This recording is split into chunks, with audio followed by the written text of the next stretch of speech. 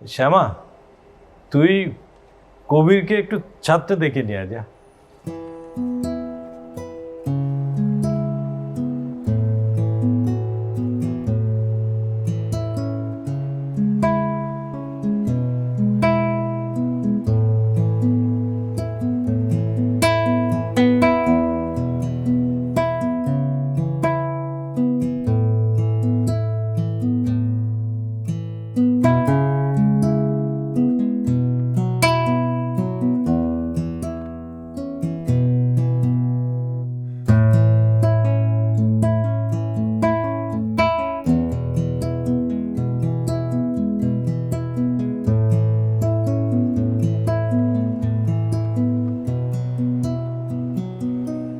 কি ব্যাপার, আজ হঠাৎ তো সাজগোজ করছো, কাহিনী কি?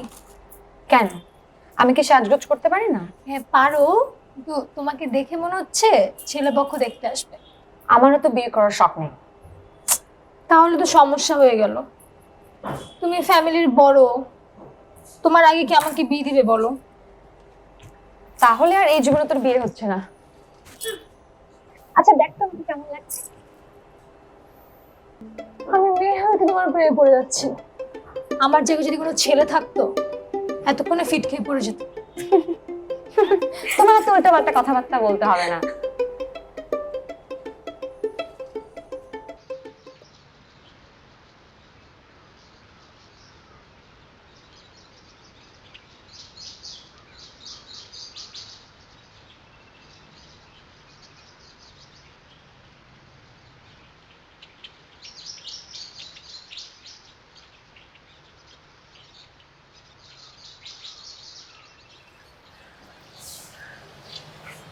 কথা নেই। আসলে আমি না কথা খুঁজে পাচ্ছি না।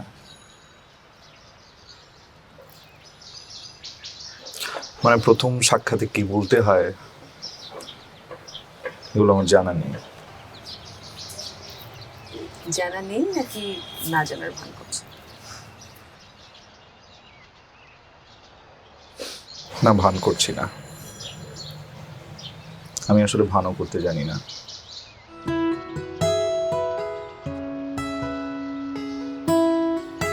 আপনাকে আমি প্রথম কোথায় দেখেছিলাম জানেন? আপনার ভার্সিটির গেটে। আপনি দাঁড়িয়ে দাঁড়িয়ে ফুচকা খাচ্ছিলেন, আমি ঠিক তখন রাস্তার পাশ দিয়ে যাচ্ছিলাম।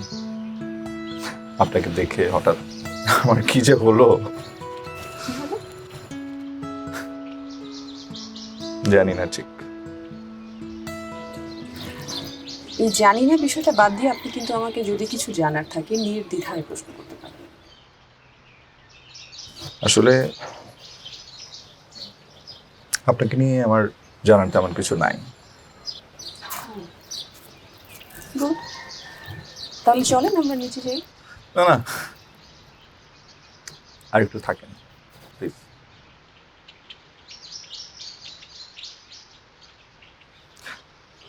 আমার বাবা না একজন যোদ্ধা, মানে খুবই পরিশ্রমী। একটা সময় আমাদের কিছুই ছিল না, এই গাড়ি বাড়ি জমি কিছুই না।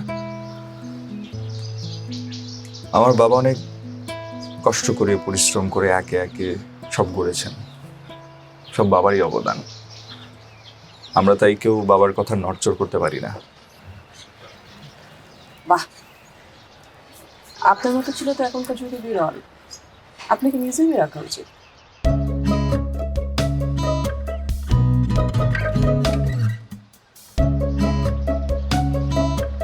মজা করছেন? আমাকে দেখে মনে হচ্ছে আমি মজা করছি। সিরিয়াসলি আমি কিন্তু একদম মজা করছি না।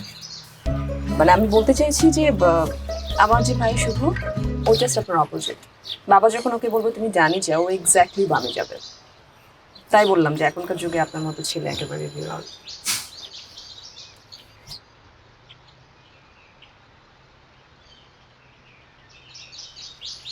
আমি চাকরি করব।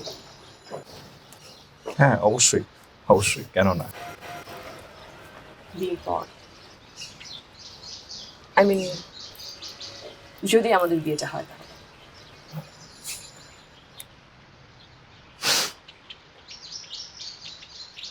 আমি আপনার পাশে থাকবো।